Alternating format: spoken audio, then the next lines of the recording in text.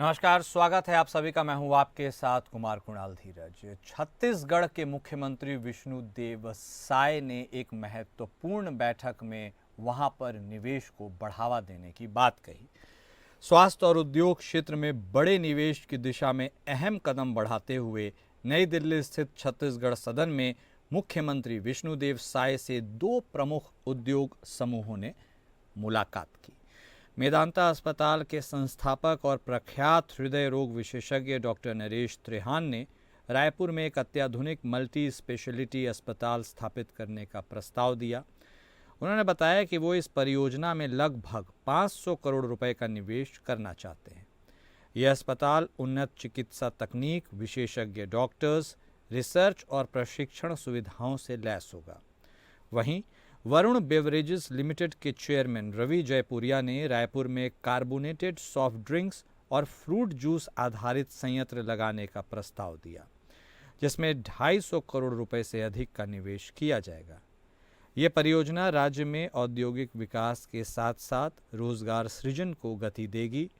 मुख्यमंत्री विष्णुदेव साय ने दोनों प्रस्तावों का स्वागत करते हुए कहा कि छत्तीसगढ़ सरकार स्वास्थ्य और उद्योग जैसे क्षेत्रों में ऐसे गुणवत्तापूर्ण निवेश के लिए हर संभव सहयोग प्रदान करेगी।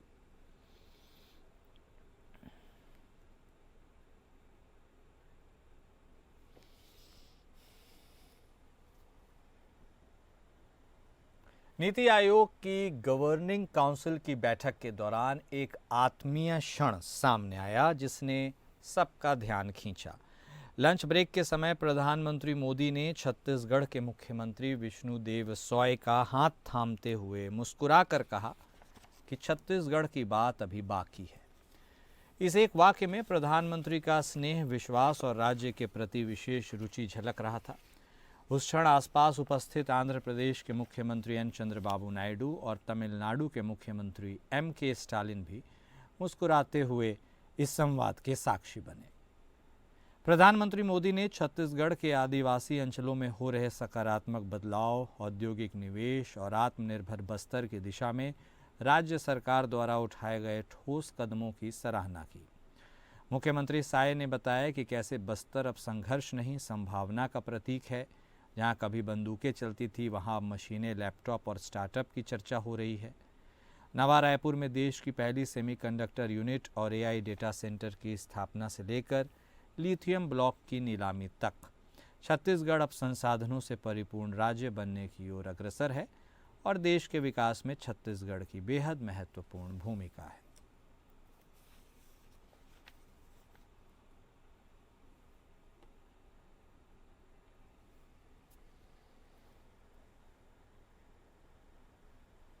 नई दिल्ली में प्रधानमंत्री नरेंद्र मोदी की अध्यक्षता में नीति आयोग की एक अहम बैठक हुई, जिसमें कमोवेश काफ़ी राज्यों के मुख्यमंत्री शामिल हुए। इसमें झारखंड के मुख्यमंत्री हेमंत सोरेन ने भी शिरकत की और राज्य की ज़रूरत और विकास के मुद्दों को मजबूती से उठाया। बैठक में देश के अन्य राज्यों के मुख्यमंत्री, राज्यपाल और वरिष्ठ अधिकारी भी शामिल हुए। मुख्यमंत्री सोरेन ने कहा कि विकसित भारत की कल्पना विकसित राज्यों और गांवों से होती है। गरीबी हटाना, महिला सशक्तिकरण, युवाओं को हुनर देना, किसानों की तरक्की, शिक्षा, आधारभूत ढांचा और तकनीकी विकास पर राज्य सरकार लगातार काम कर रही है। मुख्यमंत्री ने बताया कि झारखंड सरकार लगभग 50 लाख महिलाओं को हर महीने 2,500 रुपए की सहायता दे रही है, जिससे उनका सशक्तिकरण हो रहा है।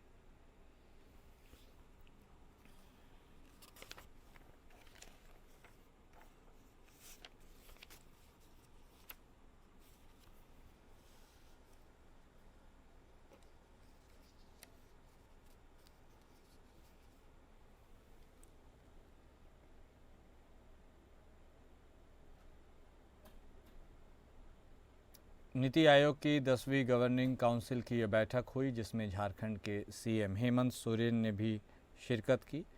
उन्होंने झारखंड के मुद्दों को प्रधानमंत्री मोदी के समक्ष उठाया है। इसके साथ ही राज्यों के विकास के लिए क्या ज़रूरी होता है, इसके बारे में भी इस ओर इशारा किया है। उन्होंने कहा है कि झारखंड सरकार लगातार महिलाओं के उत्थान और तरक्की के लिए प्रयासरत है, काम कर रही है और हर संभव सहायता दे रही है। उन्होंने यह भी कहा है कि विकसित भारत की कल्पना विकसित राज्यों और गांवों से होती है।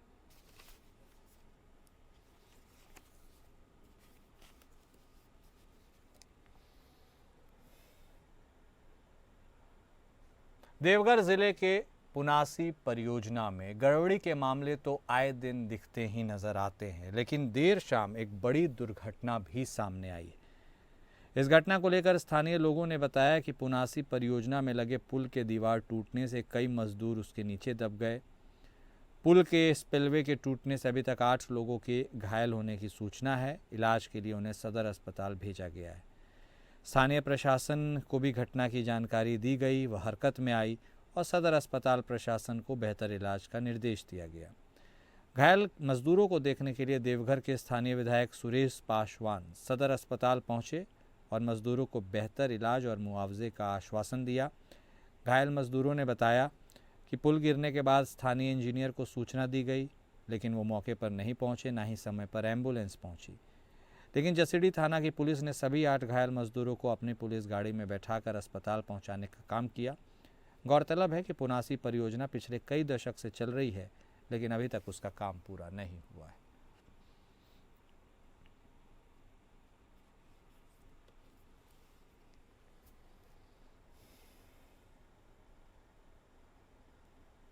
वहीं गढ़वा में 3 बोतल बियर के लिए 600 रुपए की मांग को लेकर एक विवाद हो गया था। विराट रेस्टोरेंट में बियर के 600 रुपए को लेकर हुए इस विवाद ने बड़ा रूप ले लिया, जब आरोपियों ने रेस्टोरेंट संचालक को गोली मार दी। इससे पूरे इलाके में अफरा तफरी मच गई। आरोप है कि रवि चंद्रवंशी ने 3 बोतल बियर के लिए सिर्फ 560 रुपए दिए, जबकि रेस्टोरेंट संचालक ने 600 रुपए की मांग की। इसी बात पर विवाद बढ़ा और छोटू तिवारी ने गुस्से में फायरिंग कर दी। एक मामूली विवाद से शुरू होकर हिंसक वारदात में तब्दील हो जाने की यह घटना है। पुलिस की एक विशेष टीम ने तुरंत कार्रवाई करते हुए 4 आरोपियों को गिरफ्तार किया। आरोपियों के पास से एक देसी पिस्टल, एक लोडेड कट्टा, एक जिंदा गोली और घटना में प्रयुक्त 2 मोटरसाइकिल बरामद किए गए। साथ ही राजन तिवारी के घर से एक और देसी कट्टा भी जब्त किया गया।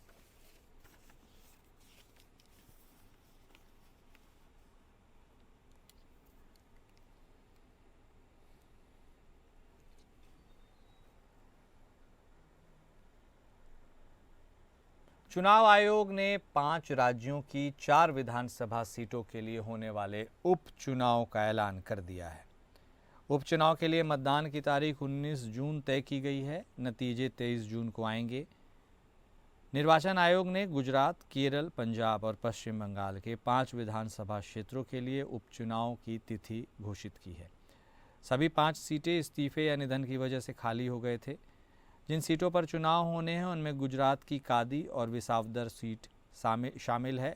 ऐसे ही केरल की नीलांबूर, पंजाब की लुधियाना और पश्चिम बंगाल की कालीगंज विधानसभा सीट पर उपचुनाव होने हैं।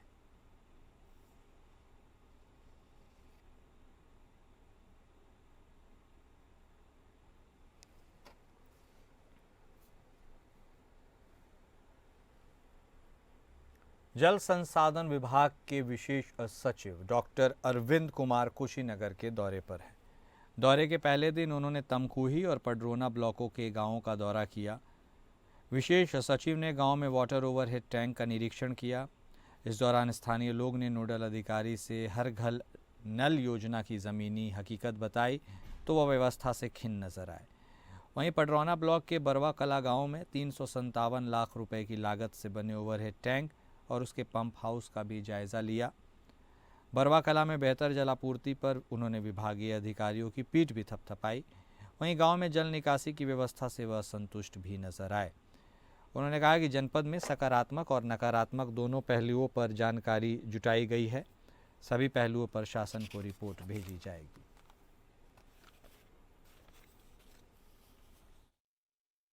जनपद में अलग अलग तरह की परिस्थितियां हैं।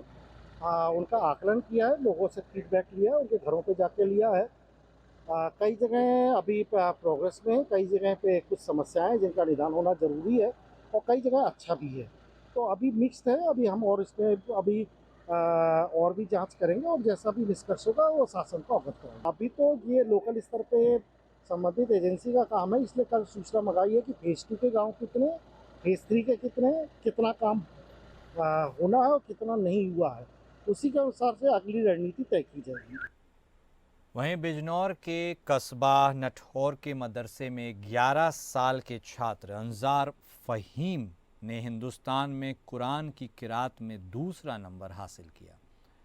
जनपद और मदरसे का नाम रोशन किया।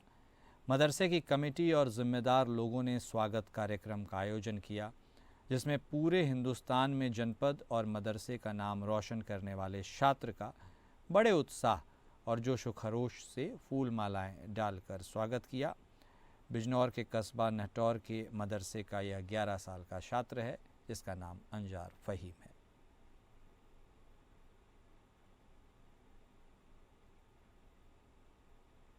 9,000 बच्चों ने वहाँ पर फार्म भरा था, तो उसमें हमारे बेटे का भी सिलेक्शन हुआ। उसके बाद उसमें से 1,000 बच्चे छांटे गए, उसमें भी अल्हम्दुलिल्लाह सिलेक्शन हुआ। वो ऑनलाइन इंटरव्यू हुआ था, उसमें से 940 को बाहर कर दिया गया। कुल 60 बच्चे बचे, अल्हम्दुलिल्लाह उन 60 में बच्चे का नाम था। और ये मेरठ एम शाही महल में अभी 22 मई 2025 में ये कंपटीशन हुआ है, परसों ही अल्हम्दुलिल्लाह। तो उसमें इस बच्चे ने जो टॉप 15 थे उनमें भी अपना मकाम हासिल किया, और टॉप 15 में जाने के बाद जो फर्स्ट सेकंड थर्ड वहाँ पर पोजीशन आई, उसमें दूसरी पोजीशन पूरे हिंदुस्तान में अल्हम्दुलिल्लाह हासिल की है। उत्तराखंड के पूर्व सीएम हरीश रावत लगातार सोशल मीडिया पर एक्टिव रहते हैं और वह इस माध्यम से लोगों से संवाद भी करते हैं। उन्होंने एक बड़ा ऐलान अब किया है, जिसमें न सिर्फ बीजेपी बल्कि कांग्रेस भी इससे हैरान है। पूर्व सीएम रावत ने कहा कि वह 2027 का चुनाव नहीं लड़ेंगे बल्कि लड़वाएंगे। इससे साफ है कि वह खुद नहीं बल्कि अपने बेटे को 2027 में मैदान में उतारेंगे। इसकी चर्चा लंबे समय से चल रही थी। खबर यह भी थी कि वह धर्मपुर विधानसभा से अपने बेटे को चुनाव लड़वाएंगे। हरीश रावत ने बीजेपी सरकार पर तंज कसते हुए कहा कि आजकल तोड़ मरोड़ कर सरकार बनाई जा रही है, जो कि आज का दस्तूर है। मैंने जब जब चुनाव न लड़ने का फैसला किया विधानसभा का और चुनाव लड़ाया, कांग्रेस सत्ता में आई। 2007 हो, 2007 हो, किसी न किसी तरीके से सत्ता में आने की स्थिति में थे, लेकिन हमारी पार्टी ने कहा कि जनभावना भाजपा के पक्ष में है, हम जोड़ तोड़ से सरकार नहीं बनाएंगे। उस समय कांग्रेस का यही सिद्धांत था। आज तो देश में जोड़ तोड़ की नहीं, तोड़ तोड़ करके ही सरकारें बनाई जा रही हैं। ये आज का दस्तूर है, और मैंने इसलिए ये फैसला किया है कि 2027 में भाजपा को उखाड़ फेंकने के लिए मैं चुनाव नहीं लड़ूंगा, लड़ाऊंगा। लोगों को साथ लेकर के चलूंगा, समन्वय पैदा करूंगा और कैंपेन को लीड करने का काम करूंगा हर स्तर पर। और वो काम मैंने प्रारंभ कर दिया है।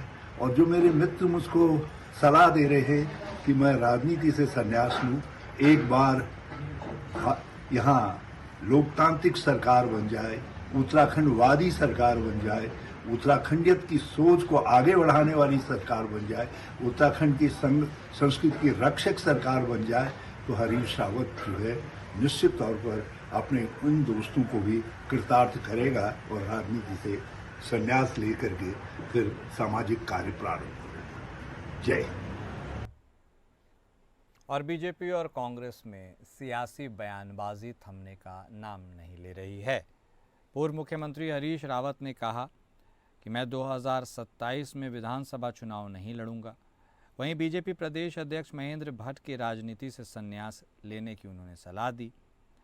वहीं भट्ट ने कहा कि जिस पार्टी के वो नेता हैं, उस पार्टी ने कभी उनको अपना नेता नहीं समझा, तो बीजेपी उनको कैसे नेता मान लेगी। खुद हरीश रावत 2027 में आने वाले विधानसभा चुनाव में हार मान चुके हैं। बीजेपी तीसरी बार प्रदेश में सरकार बनाएगी। अगर हरीश रावत राजनीति से संन्यास नहीं लेंगे तो जनता उनको संन्यास लेने पर मजबूर कर देगी। अगर हरीश रावत जी ने कहा कि 2027 में वो चुनाव नहीं लड़ेंगे तो हम इसका स्वागत करते हैं। वैसे भी हरीश रावत जी को कांग्रेस अब कोई गंभीरता से लेती नहीं है और भाजपा ने तो कभी उन्हें गंभीरता से लिया ही नहीं है। मैं जानता हूं कि हरीश रावत जी की ने आज 2 साल पहले ही कांग्रेस की हार को स्वीकृति दे दी है और ये हम बार बार कह रहे हैं कि 27 में भारतीय जनता पार्टी तीसरी बार रिपीट होकर आएगी। अच्छा होता हरीश रावत जी जहां चुनाव लड़ने की घोषणा करते, साथ ही ये कह देते कि मैं अब राजनीतिक क्षेत्र से संन्यास ले रहा हूँ। आजकल अनेकों खिलाड़ी अपने खेल क्षेत्र से संन्यास राजनीतिक खेल के रूप में उन्होंने लिया है और मैं चाहता हूँ हरीश रावत जी कांग्रेस से ही नहीं, राजनीति से भी उनको संन्यास लेना चाहिए।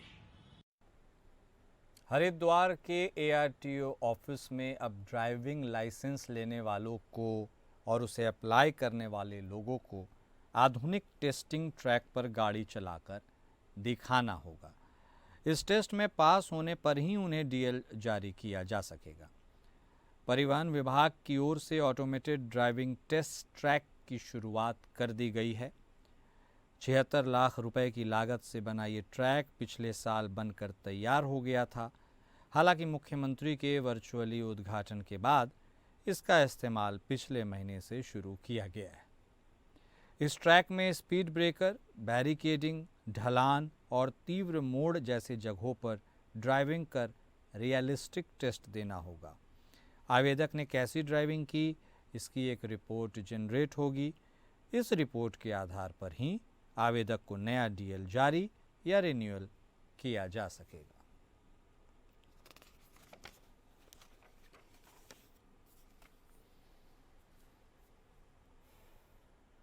कोविड के मामलों ने एक बार फिर रफ्तार पकड़ना शुरू कर दिया है। पूरे देश में जहां 277 मामले मिले हैं, वहीं उत्तराखंड में भी 2 मामले सामने आए हैं। हालांकि ये दोनों मामले माइग्रेंट हैं। एक गुजरात से ऋषिकेश पूजा करने आई थी, जबकि दूसरी पश्चिम बंगाल से आई है। स्वास्थ्य महानिदेशक ने बताया कि सभी CMO को निर्देशित किया गया है कि ज़्यादा से ज़्यादा सैंपलिंग कर जांच की जाए। इसके साथ ही सभी अस्पतालों को अलर्ट मोड पर रखा जाए। ऑक्सीजन की किसी प्रकार की कोई कमी ना हो, बेड भी खाली रखे जाएं। इसके साथ ही कोविड का यह कौन सा वेरिएंट है, उसकी जीनोम सीक्वेंसिंग की जाए।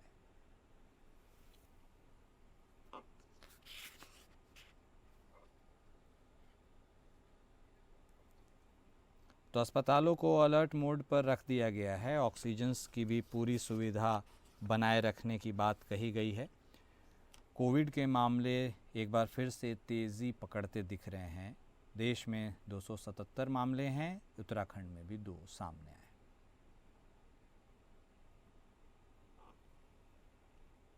स्वास्थ्य महानिदेशक ने सभी CMOs को यह निर्देशित किया गया है कि सैंपलिंग पर फोकस करें और अस्पताल को भी अलर्ट मोड पर रखें, ऑक्सीजन की कमी ना हो।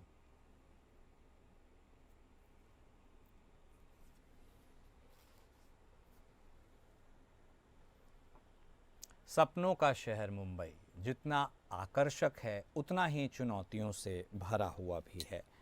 खासकर मॉनसून के दौरान जब आंधी और बारिश से मुंबई डूब जाती है। इस चुनौती को ध्यान में रखते हुए महाराष्ट्र आवास और क्षेत्र विकास प्राधिकरण यानी महाडा ने मॉनसून आने से पहले ही लोगों को खतरे के प्रति आगाह कर दिया है। मुंबई शहर में महंगाई के कारण लोग जिंदगी की चिंता भूल गए हैं और 80 से 90 साल पुरानी जर्जर इमारतों में रहने को मजबूर हैं। ऐसे में मॉनसून के खतरे को देखते हुए महाडा ने 96 और BMC ने 134 इमारतों को खतरनाक घोषित किया है, लेकिन फिर भी कई परिवार अपने घर छोड़ने को तैयार नहीं हैं।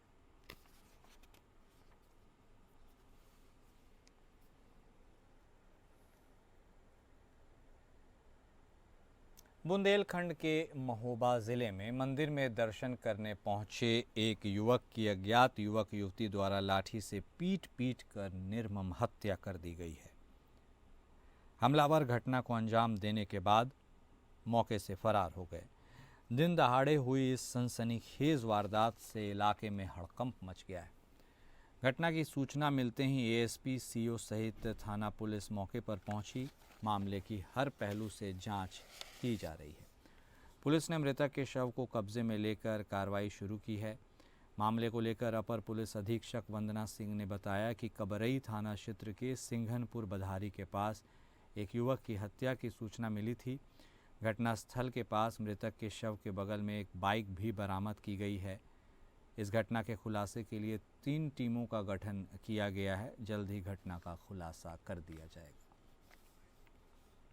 थाना क्षेत्र के अंतर्गत सिंघनपुर बघारी गांव में एक युवक की हत्या की सूचना प्राप्त हुई। प्राप्त सूचना पर तत्काल स्थानीय पुलिस फील्ड यूनिट और सभी वरिष्ठ अधिकारियों द्वारा घटनास्थल का निरीक्षण किया गया है। घटनास्थल से मृतक के पास एक बाइक भी बरामद हुई है। इसके अतिरिक्त कुछ और क्लू मिले हैं जिन्हें पुष्ट किया जा रहा है। युवक की पहचान कराए जाने का प्रयास किया जा रहा है। जैसे ही परिजनों से संपर्क होता है सुसंगत धाराओं में अभियोग पंजीकृत किया जाएगा। क्षेत्राधिकारी नगर के नेतृत्व में और एसओजी के सहयोग से 3 टीमों का गठन किया गया है। शीघ्र ही घटना का सफल अनावरण किया जाएगा। गाजियाबाद में देर रात आए आंधी तूफान और बारिश ने अपना कहर बरपा दिया। रात आई आंधी तूफान आफत बन गई। आंधी तूफान और बारिश की वजह से बड़ा हादसा हो गया। एक पुलिसकर्मी की मौत हो गई। एसीपी अंकुर विहार के दफ्तर की छत गिर गई। हादसे में दफ्तर में मौजूद एक सब इंस्पेक्टर की मौके पर मौत हो गई। सब इंस्पेक्टर वीरेंद्र मिश्रा, जिसकी उम्र 58 वर्ष बताई जा रही है, वह एसीपी अंकुर विहार के पेशकार हैं। पुलिस द्वारा एसीपी अंकुर विहार के सब इंस्पेक्टर का पोस्टमार्टम करने के लिए उसे भेज दिया गया है।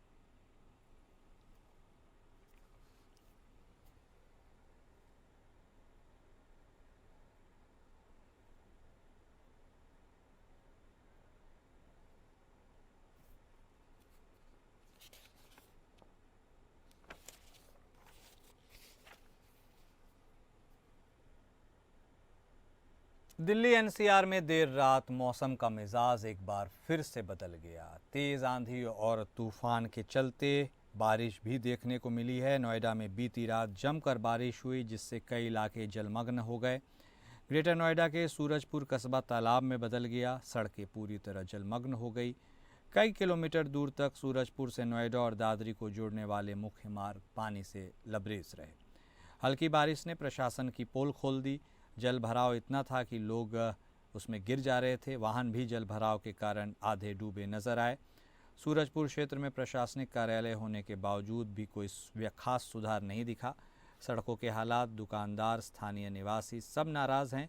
कई बार प्राधिकरण को शिकायत की गई, लेकिन सीवर की कोई मरम्मत नहीं की गई। मोड़ से लेकर गोल चक्कर तक और इतने गड्ढे हैं, साइकिल वाले गिरते हैं, बाइक वाले गिरते हैं, ऑटो फंस जाते हैं, गाड़ी फंस जाती है। और ये टिर्रे निकलती हैं, ये पलट जाती हैं। ठीक है, पैदल निकलने वाले बहुत परेशान हैं। सब बैठते हैं, कोई काम ही नहीं करता। देख लो, आप देखो तो सामने ये सूरजपुर ग्रेटर नोएडा में आता है। ये रिक्शा वाला जा रहा है, ये जरा से पलट भी सकता है। ये गड्ढे की पता नहीं गड्ढा कहाँ है, ये सही जगह कहाँ पे चल रहे हैं हम। बहुत हो रही है यहाँ में। सब दुकानदार सब परेशान है इस पानी से। कहानी क्या हो, कहीं विकास ही नहीं होता यहाँ। देखो नाले ऊंचे हैं, रोड नीचा है, पानी भरा हुआ है, निकास ही नहीं है। और अभी के लिए इस बुलेटिन में बस इतना ही। नमस्कार।